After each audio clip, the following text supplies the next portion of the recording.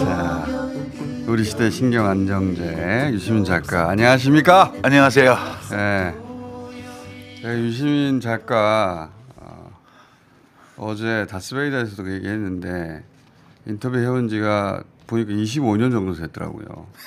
그 사이에 이 유시민 작가의 흥망성쇠를 제가 지켜봤거든요. 가까이서. 근데 요즘은 사람들이 신경안정제라고 별명을 붙여준 이유가 되게 내란 이후에 유시민 작가가 한마디 하잖아요.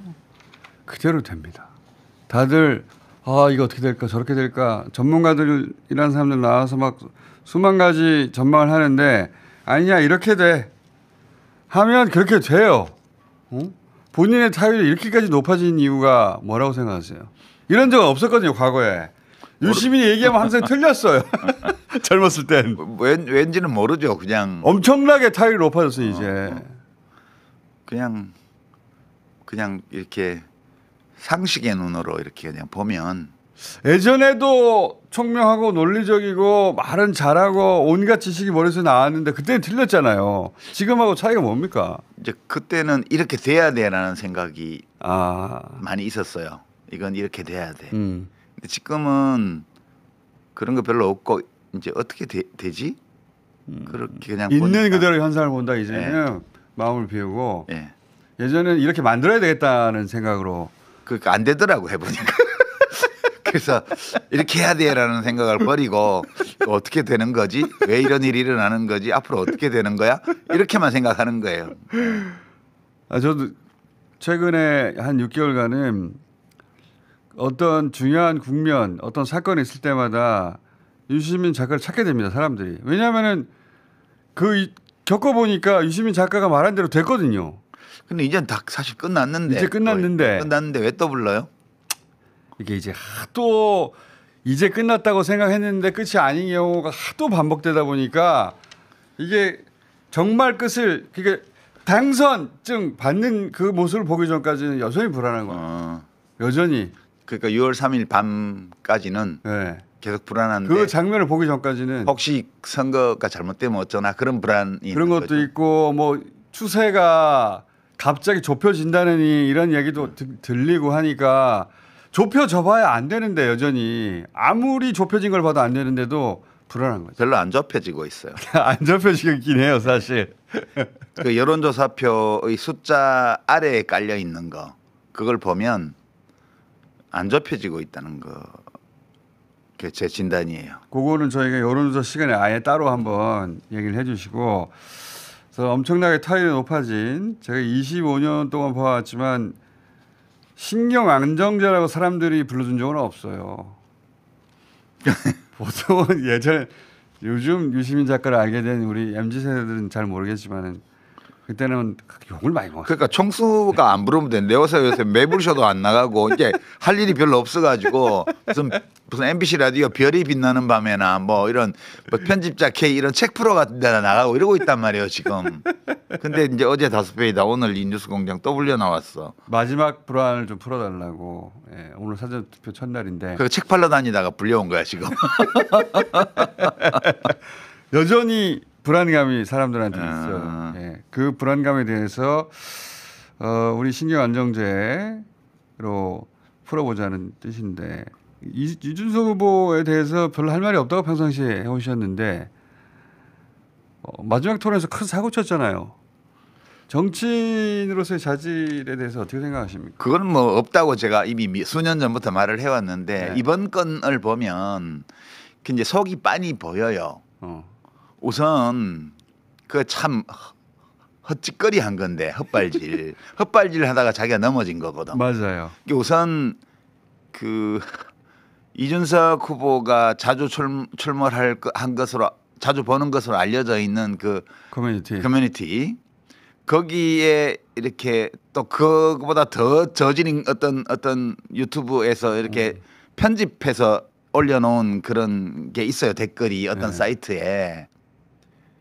근데 그게 사실 거기 나오는 표현을 보고 한 것 같은데 젓가락만 똑같은 표현이고 거기 있는 그 댓글은 이렇게 남자 남자를 얘기한 댓글이거든 그게. 아 그래요? 애초에. 예, 그러니까 지어낸 거야. 원래 남자. 그러니까 그런 그 사실 확인도 안 된 예.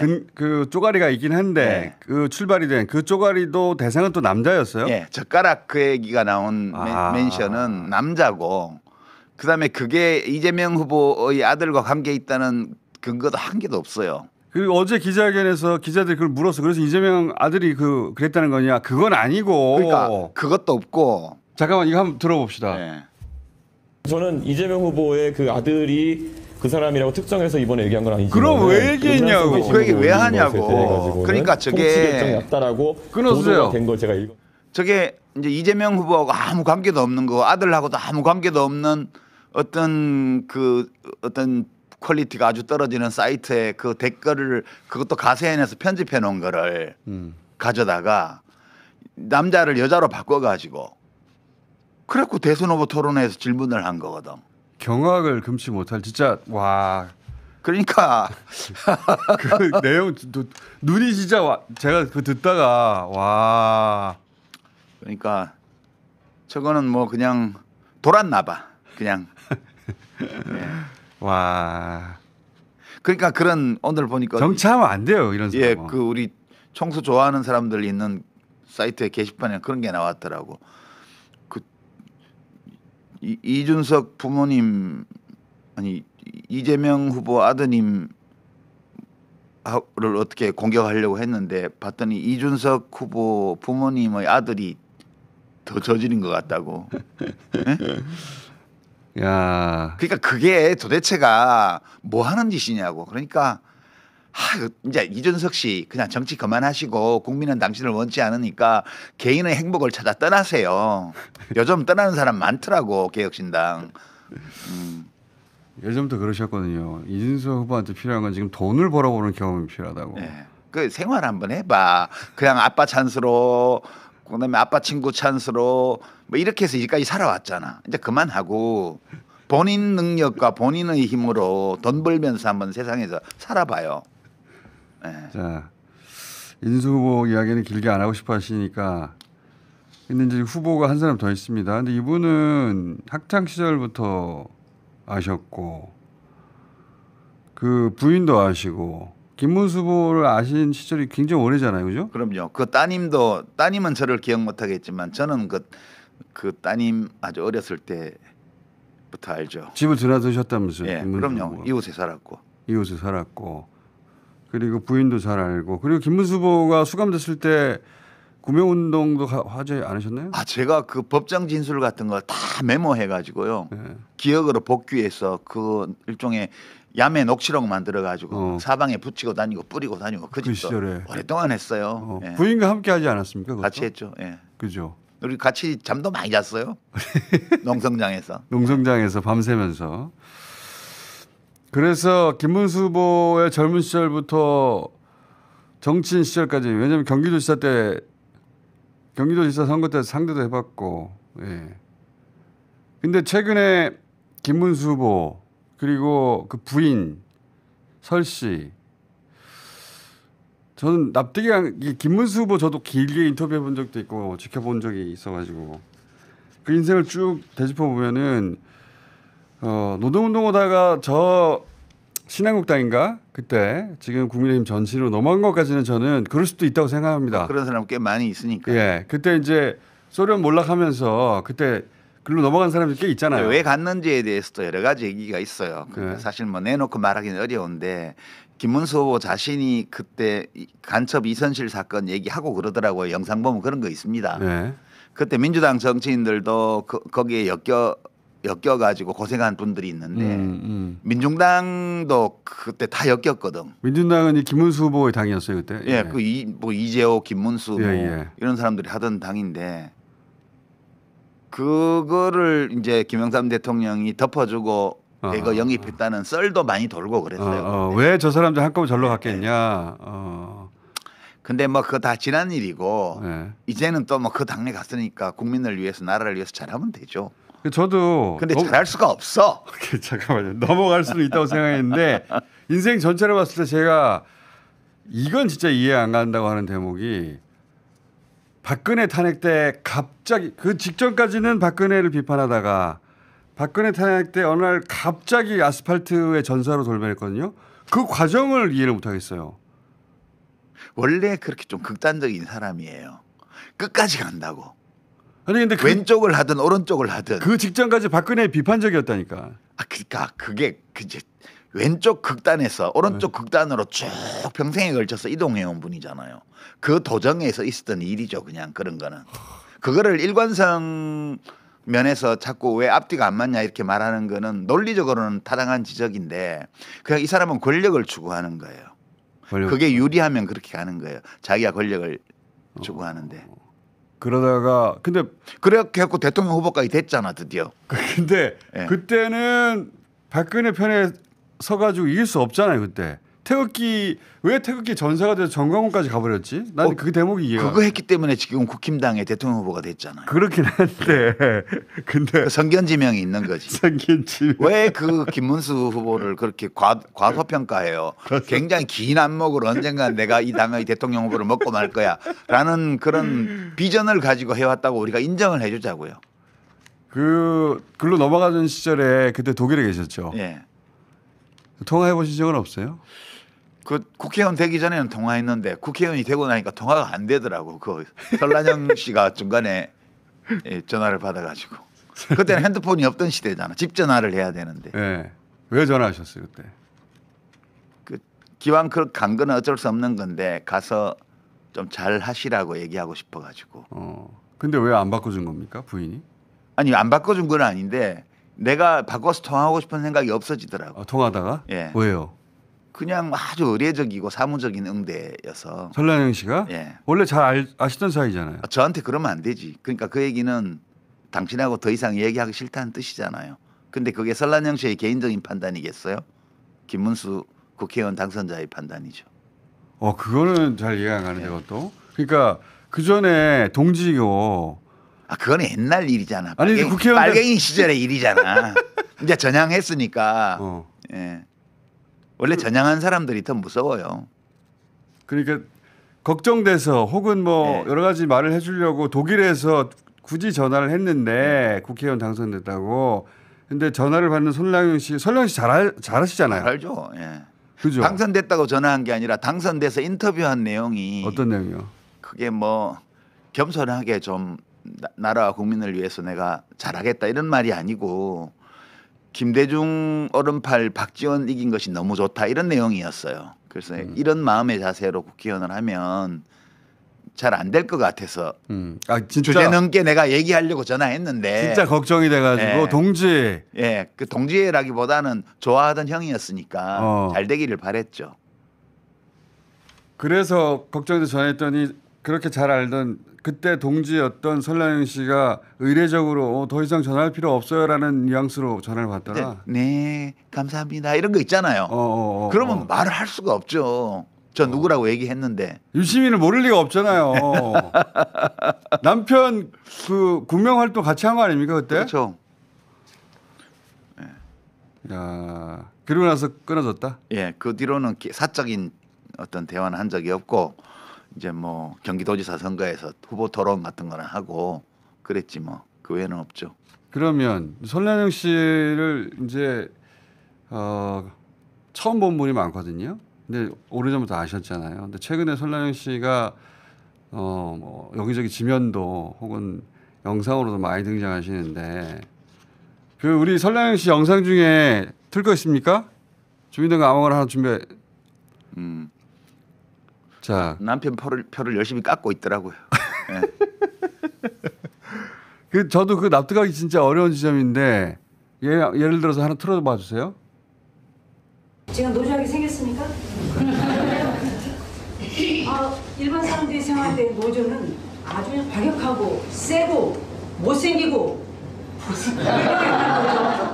저는 반대되는 사람이거든요. 예쁘고 문학적이고 부드럽고. 왜 저렇게 얘기하지? 아니 저런 얘기야 문학적 표현이니까 그렇다 쳐요. 문학적 표현 아니지. 어쨌든 왜 저렇게 얘기하지? 그러니까 자기는 이제 신분이 달라졌잖아요. 본인도 노조위원장 출신이지만 구로20단인가 거기 세진전자라는 네, 그 네. 전자부품회사의 노조위원장을 했지만 그건 과거의 일이잖아요. 지금은 자기는 아주 신분이 높은 사람이에요. 대통령 부인이 될지도 몰라요. 그렇게 생각을 하면 저런 말 할 수 있는 거죠. 근데 대통령 명부인이 안 될 건데 그러니까 참 안타깝죠. 예. 그리고 예를 들어서 그 부인이 부인을 공격하는 경우는 없단 말이죠. 그건 없죠. 그러니까 그 표를 깎는다고요. 그 자꾸 김건희 떠올리게 하잖아요. 그 왜 본인이 이제 부인으로 나와서 왜 이재명 후보 부인을 공격하죠? 그러니까 그걸 하지 말라고 하는 사람이 없는 거예요. 주변에. 저기 다 집단적으로 정신이 나갔어. 저기.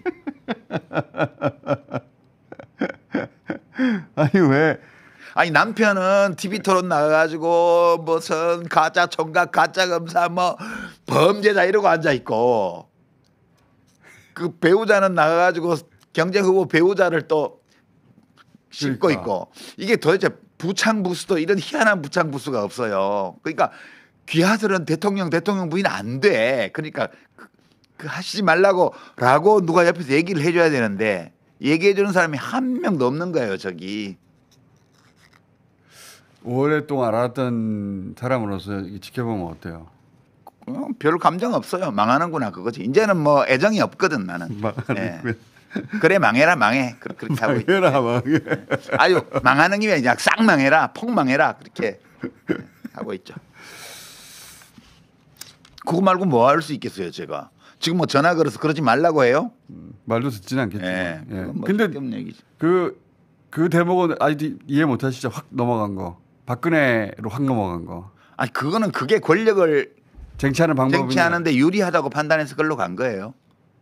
난 그걸로 잘 이해가 안 가는데. 지금 대선 후보가 된 과정은 어떻게 생각하세요? 이거는 이제 내가 얘기했잖아 사고로 된 거라고. 그러니까 맞아. 그 완제품이 못 나가고 반제품이 나간 거라고. 사고. 그러니까 김문수라는 반제품을 거쳐서 한덕수라는 완제품으로 이제 해서 출시를 하려고 그랬는데 그 반제품에서 완제품 가는 과정이 이게 삑사리가 나가지고 그래서 반제품이 그냥 출시된 거야 상표 달고.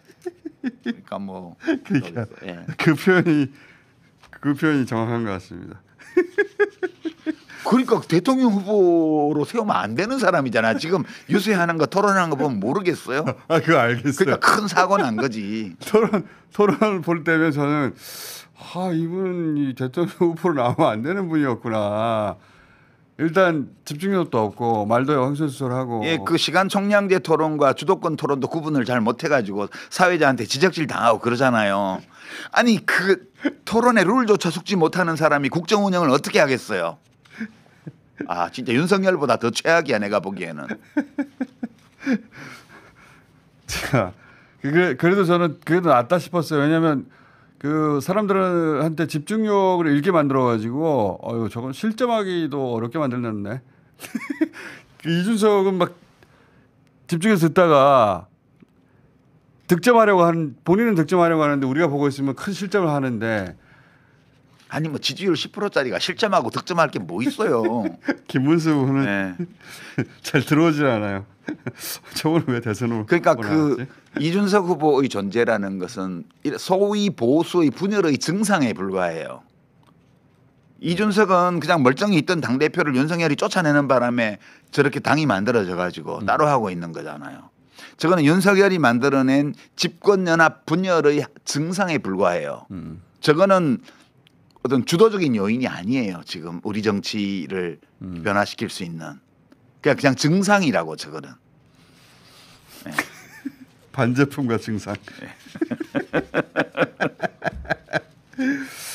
자, 이재명 후보도 오랫동안 봐왔는데 이재명 후보도 많은 일들이 있었습니다. 이재명 후보가 처음 등장해서 몇 번에 걸쳐서 여기까지다 하는 단계들이 있었거든요. 그 단계를 굉장히 어렵게 넘어갔어요. 어렵게 넘어갈 때마다 발전 도상인이라고 표현하셨는데 그때마다 발전했다.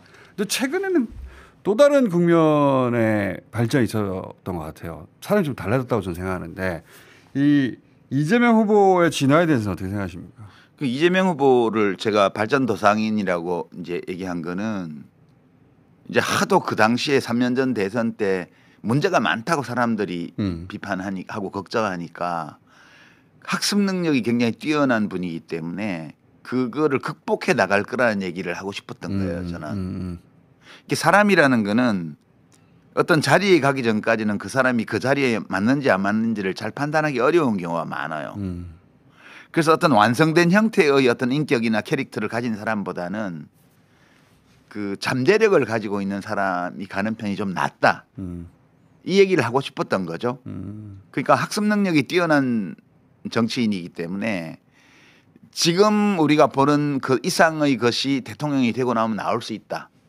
이렇게 보는 거예요. 지금 이재명 후보는 정말 뭐 제가 처음 봤던 2010년 지방선거 그때하고는 아예 비교가 안 되고요. 전혀 다른 사람. 예. 그리고 이제 도지사가 되었던 2014년 그때하고도 비교가 안 되고요. 그때 이재명 2014년, 2018년 그때하고도 비교가 안 되고요. 그때 뭐라고 그랬었냐면 많은 사람들이 그 반대편에서 말한 게 아니라 민주당 코어 지지층이 이재명은 여기까지다. 예. 그런 얘기 많았어요. 예, 왜냐하면 미숙하고 예. 어떤 한계가 있는 것처럼 보였거든요. 그런데 그리고 그 학습 능력으로 그 한계들을 계속 넘어가는 모습을 보여줬잖아요. 맞아요. 지금 보면 저는 예전에 노무현 대통령하고 비슷한 점이 많은 정치인이라고 생각을 해왔는데 가면 갈수록 김대중 대통령하고 비슷해지고 있어요. 그러니까 어떤 차이를 느끼냐 하면 최근 모습은 주류 정치인이에요. 그러니까 이게 우리가 아직 인지를 못하는 건데 민주당은 오랫동안 비주류 세력이었어요. 우리 사회에서. 그리고 그 노무현 대통령 때 이제 김대중 대통령은 비주류의 주류였고요. 그렇죠. 노무현 대통령은 정치인으로서 비주류의 비주류였어요. 그랬잖아요. 그랬죠. 그리고 이제 문재인 대통령 시기를 거치면서 민주당 전체가 한국 사회의 주류로 진입을 했어요. 그러니까 이제 선거 기호를 1번을 가지게 된 거예요. 2016년 총선에서 1번 가지고 와가지고 맞아요. 이제 확고한 1번이 됐어요. 이게 총선에서 3번 연속 이겨서 1번을 가지고 있다는 거는 이 사회의 주류를 대변하는 정당이라는 뜻이에요. 근데 민주당의 많은 정치인들이 주류 인식이 없죠. 여전히 비주류 정서를 가지고 있어요. 맞아요. 근데 이재명 후보가 굉장히 빠르게 주류 세력을 대표하는 정당의 주류 정치인으로 올라가고 있는 거예요. 이게 이재명 후보도 비주류였거든 민주당에서 원래는. 비주류의 비주류죠. 아니 그러니까 민주당이 주류로 진입할 때 그 주류로 진입하는 정당의 비주류였어요. 그때. 근데 이 출발부터 정치인이 비주류였고, 예. 예, 확고한 주류로 자리 잡은 민주당의 확고한 주류로 지금 올라온 거예요. 이게 학습 능력인데 최근에 이제 중도 보수론 이런 게 다 그런 거예요. 그러니까 그다음에 뭐 개혁신당 인사들이나 과거 보수 인사들하고 만나고 대화하고 영입하고 이게 다 그건데 이게 옛날 민주당 방식의 비주류 정서로는 저런 사람을 왜 받아? 이런단 말이에요. 그럼 우리가 뭐 비빔밥 되냐 잡탕밥 되냐 이런 반발이 나올 텐데 이게 안 나오는 이유는 뭐냐면 이제 점점 더 민주당의 정치인과 당원과 지지자들이 자신들이 주류가 되었음을 알게 됐어요. 주류는 너그러운 거예요 원래. 그렇죠. 예, 바다는 강물을 마다하지 않아요. 어떤 강물은 좀 맑고 어떤 강물은 좀 혼탁해도 모든 강물을 다 받아들여요. 그게 주류거든요. 좋은 해석이다. 예, 그러니까 민주당은 주류 정당이 되었고 이재명 대표는 그것을 선도하는 주류 정치인이 됐어요. 지금 한 10년, 15년의 시기를 거치면서. 그래서 굉장히 이런 변화는 놀라운 변화고요. 지금 민주당에서 이재명 대표가 중도 보수론을 폈던 거는 예전 같으면 왜 진보를 버리고 중도 보수로 가라고 그렇죠. 반발을 할 텐데 이 반발이 적은 이유는 민주당 당원과 지지자들도 느끼는 거예요. 이제 우리가 주류구나. 주류는 품이 넓어야 돼. 이런 사람 들어온다고 우리가 변할 리도 없고. 그렇죠. 우리가 몇 사람 이렇게 영입하고 보수 인사들이 선대위에 들어온다고 해서 우리가 바뀌지 않아. 이미 중도적인 위치에 와 있는 거예요. 이게 민주당 기반이. 이러니까 유시민 작가가 필요한 겁니다. 그래서 이제 그 창비 이번 여름호의 권두 대담에 그 이남주 교수랑 백낙천 선생이 대담한 게 있는데 최근에 나온 책에 거기 백낙천 선생은 변혁적 중도라는 말을 썼더라고요. 근데 저는 이재명 후보가 변혁적 중도를 이끌고 있다고 형성시키고 있다고. 그러면서 이제 변혁적 중도 이 두 가지 과제를 민생, 한반도 평화 두 개로 잡으셨는데 저는 좀 더 다른 용어를 써요. 저는 유능한 중도라는 용어를 썼거든요. 유능한 중도. 예, 유능한 중도는 좌우를 통합해요.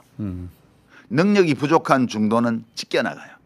그러니까 이제 극중주의 표방했던 안철수 씨가 한때는 민주당 쪽으로 기울었다가 그다음에 국힘 쪽으로 기울었다가 저쪽으로 포섭돼 버리잖아요. 그게 능력이 부족한 중도는 그렇게 돼요. 근데 지금 이재명 대표는 민주당 안에서 자리를 잡아가지고 이 민주당 전체를 가운데로 끌고 가고 있습니다. 이게 유능한 중도거든요. 유능한 중도는 좌우를 통합해요. 좌우가 빨려 들어가죠. 그렇죠. 그게 이제 구심력이 강하기 때문에요. 그래서 이제 한 사회가 잘 될 때를 보면 민주주의 사회가 중도 진보, 중도 보수가 유능할 때 그때 극단주의 세력이 약해지고 정치가 조금 더 생산적인 쪽으로 가게 돼요. 그 전우영 교수 그런 표현을 썼는데 이거 맥이 닿는 이야기인 것 같아요. 김영삼, 김대중이 실패했던 단일화 그리고 3당 합당하고 그때 만들어졌던 틀대로 지금까지 왔는데 김대중, 김영삼 실패했던 단일화를 이재명이 하고 있다. 그 정도가 아니에요. 지금 이게 1987년 대선 때 민정당의 노태우 후보가 38%인가 득표해서 대통령이 됐어요. 그게 역대 대통령 중에 최저 득표율이거든요. 그렇게 된 이유가 YSDJ가 각각 28, 27 뭐 그렇죠. 이 정도 쪼개가고 합쳐서 55%를 가져갔어요. 맞아요. 김종필이 덩다리로 나와가지고 충청도에서 표를 또 한 10% 가까이 가져가고 이렇게 됐던 건데 그러고 나서 노태우 민정당, 그럼 통일민주당의 김영삼, 신민주공화당의 김종필 이 셋이 손잡고 평화민주당 김대중을 고립시켰잖아요. 3당 합당이라는 걸 했죠. 그게 90년 3당 합당인데 그때 만들어진 지형이 최근까지 왔거든요. 그렇죠. 그거를 30년에 걸쳐서 평화민주당에서 출발한 이 민주당이 야금야금 서진 동진하면서 수도권을 석권하고 충청도를 잡고 그건 충청도 잡은 거는 이제 노무현 대통령 때 그 노무현 후보가 행정 수도 충청권 그걸로 잡은 거잖아요. 그리고 이제 4.3으로 제주도 잡고 그리고 야금야금 동쪽으로 전진해서 PK를 많이 지금 회복을 했습니다. PK가 원래 야도였는데 그렇죠. 3당 합당하면서 김영삼과 함께 넘어가 버렸고 지금 만약 이번 대선에서 PK 쪽에서 이제 이재명 후보가 더 많은 득표를 한다면 이게 역 3당 합당의 효과예요. 그러니까 그 호남을 고립시키는 그 지역주의 구도, 거대 보수당의 이 지배하는 지역주의 구도가 이게 이제 보수의 기술이었는데 1990년에 만들어졌는데 이게 지금 35년 동안 해체의 과정을 걷다가 이번에 무너지는 거예요. 그러니까 이거는 어마어마한 구조 변화. 어마어마한 거죠. 될지 안 될지는 모르겠어요.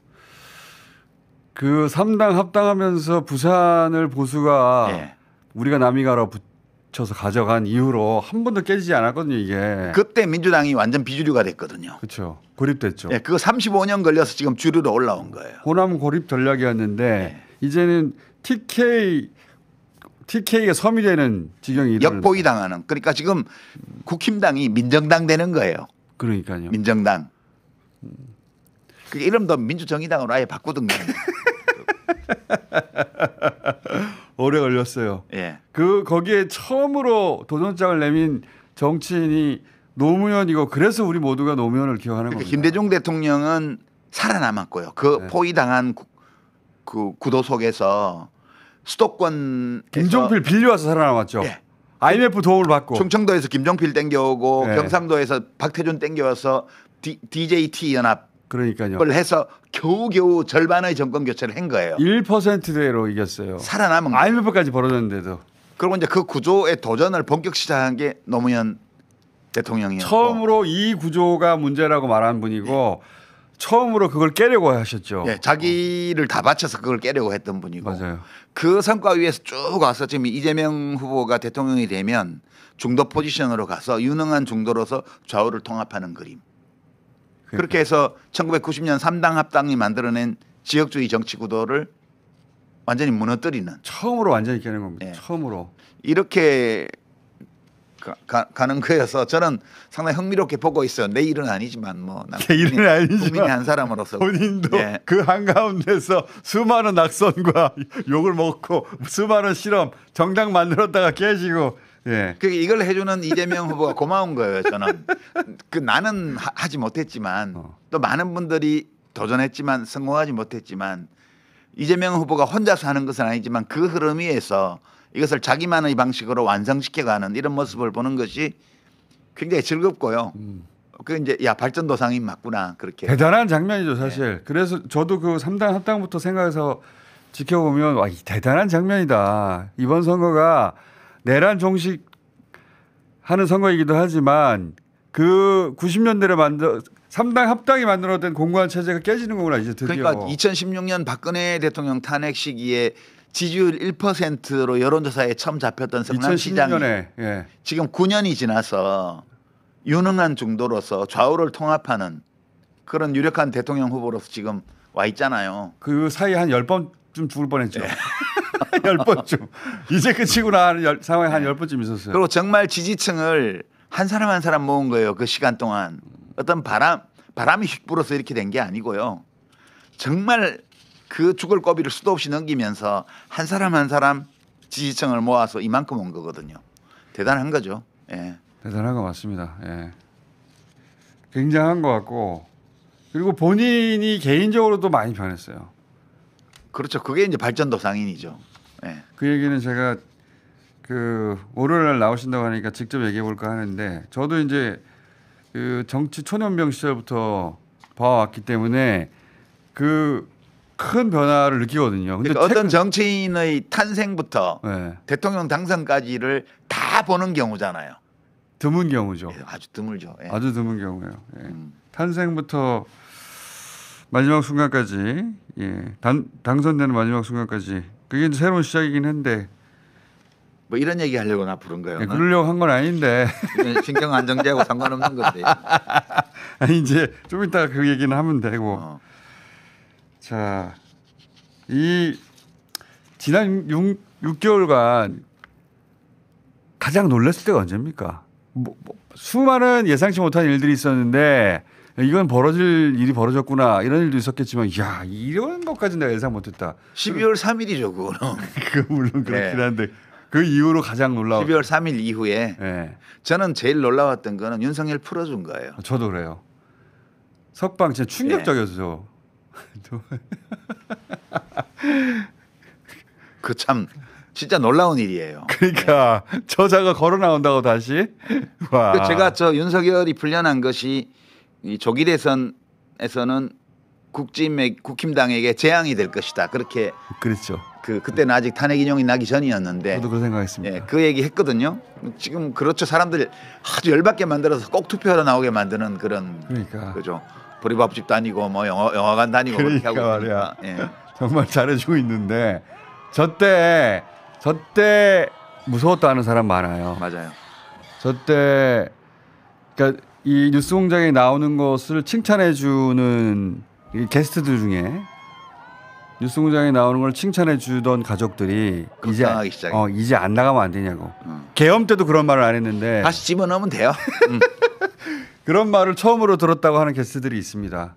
윤석열 나오는 걸 보고 정말 공포스러웠던 거죠. 이게 진위 쿠데타여서 진짜 겪어보지 못한 일이 많이 생길 거라고도 제가 했는데 얘기했어요. 그 예상도 뛰어넘는 일들이 많았어요. 진짜 이런 일이 벌어지나. 마법의 산수 그 지지현 판사. 어디 룸살롱 테이블 차지를 시간으로 한다는 계산한다는 얘기는 많이 들어봤지만 아니 그런 습관이 나온 건가? 진짜 이해할 수 없는. 근데 그 지지현 판사가 이 대선이 결과가 새로운 정권으로 결과 지어지지 않는데 그 태도를 바꾸겠습니까? 그러니까요. 어마어마한 표차를 내야 돼요. 어마어마한 표차를 내야 된다고 예, 하시더라고요. 어마어마한 표차를 내야 돼요. 그냥 이기는 걸로는 안 돼요. 저도 그렇게 생각합니다. 예. 어마어마한 표차를 내야 됩니다. 당에서야 조심스럽게 말하지만 우리는 그럴 필요 없잖아요. 그럴 필요 없어요. 우리는 어마어마한 표차를 내고 말 거야. 이렇게 얘기를 하는 거죠. 예.